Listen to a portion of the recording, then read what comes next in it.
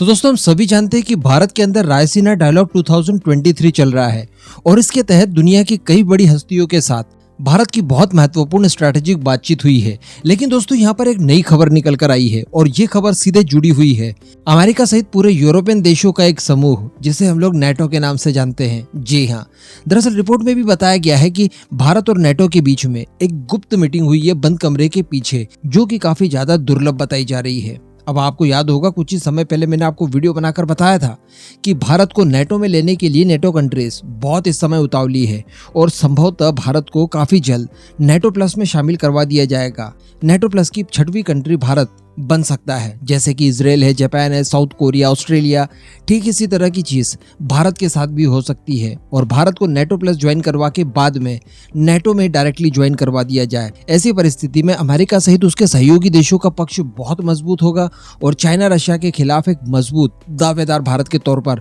मिल सकता है। तो चलिए जानते खबर क्या है, लेकिन इससे पहले आप सभी लोगों को हृदय की गहराइयों से धन्यवाद, क्योंकि अपने चैनल पर 1 लाख की फैमिली हो चुकी है। इसके लिए आप सभी का बहुत बहुत आभार। बताया जा रहा है कि भारत में G20 और रायसीना डायलॉग के दौरान भारत और नेटो के बीच में एक गुप्त मीटिंग हुई है, जिसको लेकर किसी भी तरह की कोई जानकारी पब्लिक डोमेन में नहीं दी जा रही है। ये बंद कमरों में हुई है और इसमें किन किन मुद्दों को उठाया गया, इसकी जानकारी न तो भारत की तरफ से कोई ऑफिशियली दी जा रही है और ना ही नेटो के किसी ऑफिशियल द्वारा दी जा रही है। और जो सबसे बड़ी बात दोस्तों यहाँ पर निकलकर सामने आई है वो ये है कि इस डायलॉग के दौरान भारत के जो इस समय अधिकारी हैं, और सबसे बड़ी बात कि जो अधिकारी रिटायर हो चुके हैं लेकिन उन्हें काफी ज्यादा एक्सपीरियंस है भारत की रणनीति को लेकर, वो शामिल हुए हैं। और ठीक इसी तरह की चीज नेटो के साथ भी हुई है। नेटो के भी जो करंट अधिकारी हैं सेना संबंधित वो, और साथ ही उनके रिटायर हो चुके सेना संबंधित अधिकारी भी इस मीटिंग में शामिल हुए हैं। कहने का मतलब अगर भारत और नेटो के बीच में किसी भी तरह का कोई साझगांठ होने की यहाँ पर कोशिश की जा रही होगी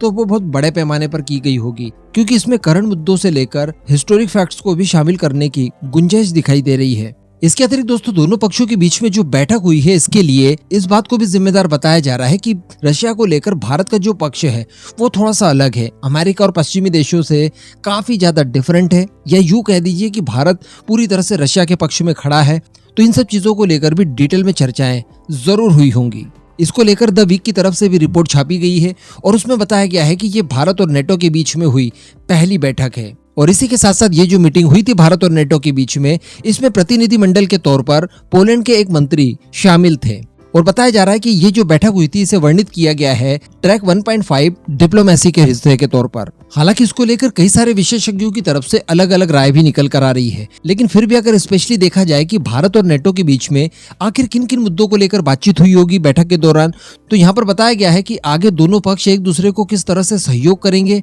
इसके लिए रोड मैप के दूसरे रास्ते तलाशे जा रहे हैं, क्योंकि जो करंटली व्यवस्था है वो बिल्कुल ही डिफरेंट है। भारत रशिया की तरफ जाता है तो ये लोग रशिया के खिलाफ जाते हैं। इसके अलावा बताया जा रहा है कि जो प्रमुख तौर पर बातचीत की गई है वो इंडो पैसिफिक के क्षेत्र को लेकर की गई है, यानी यहाँ पर सीधे सीधे चाइना को कटघरे में खड़ा करते हुए भारत से लंबी चौड़ी रणनीतिक वार्ता की गई होगी। कहने का मतलब जो लास्ट वीडियो में भी हम लोगों ने डिस्कशन किया था कि कहीं ना कहीं नेटो अब मूव करने जा रहा है रशिया से चाइना की तरफ, क्योंकि किसी जमाने में रशिया यानी सोवियत यूनियन जिस हिसाब से खतरा बना हुआ था इन देशों के लिए, आज उस तरह का खतरा चाइना बना बैठा है। तो डेफिनेटली यहाँ पर चाइना की तरफ मूव करवा दिया गया है नेटो की तरफ से। बस किसी भी समय इसका ऑफिशियल अनाउंसमेंट भी किया जा सकता है, क्योंकि रशिया में अब खत्म करने जैसा कुछ बचा ही नहीं है, और जो है उसे आप खत्म कर नहीं सकते, ना ही उसके नेचुरल रिसोर्सेस और ना ही उसकी टेक्नोलॉजी, जिसके दम पर उसने कई सारे न्यूक्लियर वेपन्स भी बना रखे हैं। इसी के साथ साथ सूत्रों का यह भी कहना है कि नेटो के प्रतिनिधिमंडल ने भारत की नजदीकियां रशिया और चाइना से बढ़ने को लेकर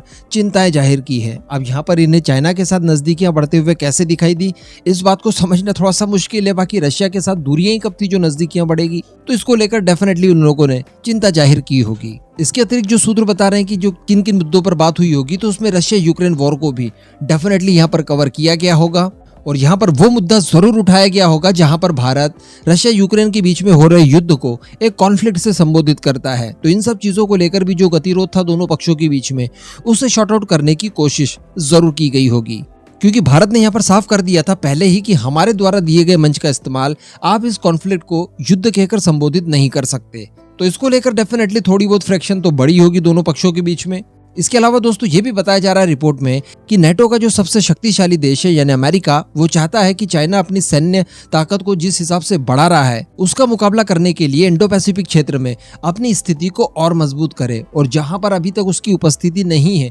वहां पर भी अपनी उपस्थिति को बढ़ाए। इसी वजह से देखा होगा कि इंडो पैसिफिक क्षेत्र में अमेरिका का हस्तक्षेप काफी ज्यादा बढ़ने लगा है, उसकी डिप्लॉयमेंट भी काफी ज्यादा बढ़ चुकी है। और शायद इसी को लेकर बीते गुरुवार अमेरिका के जो रक्षा मंत्री है लॉयड ऑस्टिन, उन्होंने अमेरिकन सेना को एक संदेश भिजवाया था जिसमें यह कहा गया था कि चाइना एक बहुत बड़ा खतरा और चुनौती अमेरिकन फोर्सेस के लिए है। तो कहने का मतलब ये पहली बैठक थी और इसको लेकर चूंकि ज्यादा कोई बातचीत बाहर निकलकर सामने नहीं आई है तो डिस्कशन करना भी थोड़ा सा व्यर्थ लग रहा है, लेकिन जितनी चीजें संभव हो सकती थी वो मैंने आपको सारी कुछ बता दी।